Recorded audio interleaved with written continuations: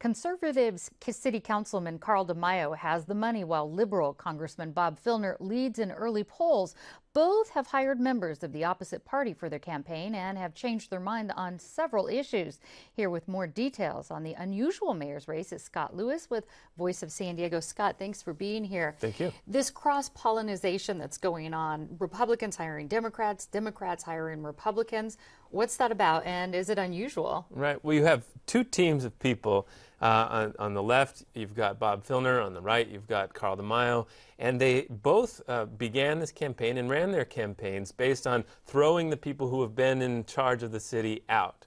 They both are very comfortable with their bases, the people who support them, and their core issues. And so now they have to decide how they're going to win. And the way they're going to win, apparently, is to not throw out the people who are in charge, but actually start to court them. And so the establishment is now, I think, asserting its kingmaker authority, and they are, in various ways, smoothing out their more rough edges to appeal to them. To get the votes. Yeah.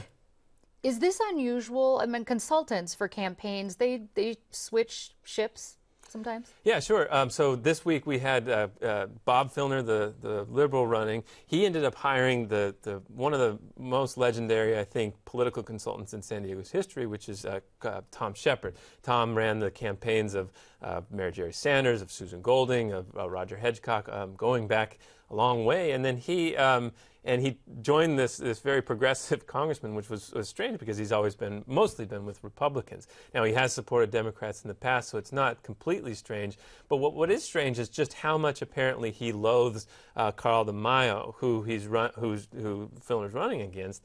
And I think that's coming out very clearly. And he's made a decision, and I think a lot of people he's hoping will make the decision that the best way to get what they want out of the city, some of these big projects, some of these hopes, is to support Filner now. And so they're going to work on that. But it's a fascinating marriage of political convenience. Yeah. Who's ahead right now in the polls?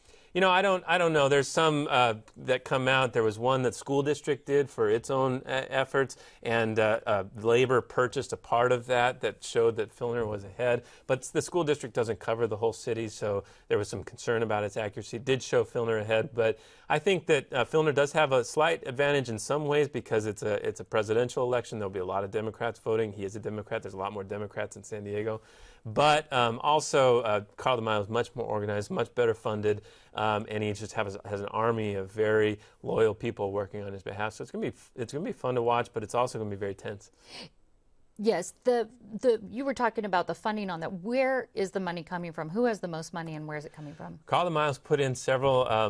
I think he's put in $1 to $2 million of his own invested in it. He's also raised a ton of money from traditional Republican sources, builders, and all that. Bob Filner has not raised money. He began this race very confident, almost with a little hubris, and now he's pulled that back. He's been humbled a little bit. He's going to try to raise money. Tom Shepard, his new consultant, will work on that a lot. And so I think Carl DeMaio has the organizational advantage. Bob Filner has the demographic advantage. Both candidates have changed their mind on several issues, including the pension reform or the pension initiative, Prop B. Tell me about that. Well, Bob Filner called it a fraud. And now he says he's going to implement it, and in a way that's more powerful than if he just let it go through and sort of followed it by the letter.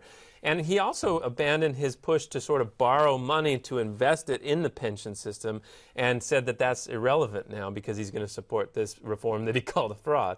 And so I think it's fascinating that he's abandoned that. The two don't relate. He could still do his old plan, but he's trying again to throw these things, these bones to the establishment. He also embraced the convention center, so he's going to work to get that done after calling that a boondoggle and a handout. It was a switch, and DeMaio as well made some. DeMaio's done a lot of switching. He said he was going to eliminate or cut a lot of arts funding. Ends up now saying he's going to double arts funding. Those sorts of things are all made to be more appealing to a certain constituency. Yeah.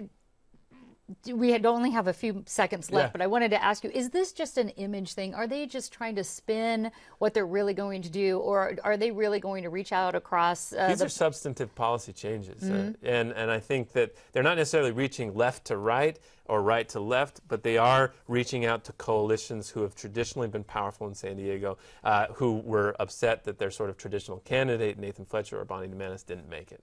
All right, Scott Lewis, Voice of San Diego, thanks so much for talking with us. Thank you.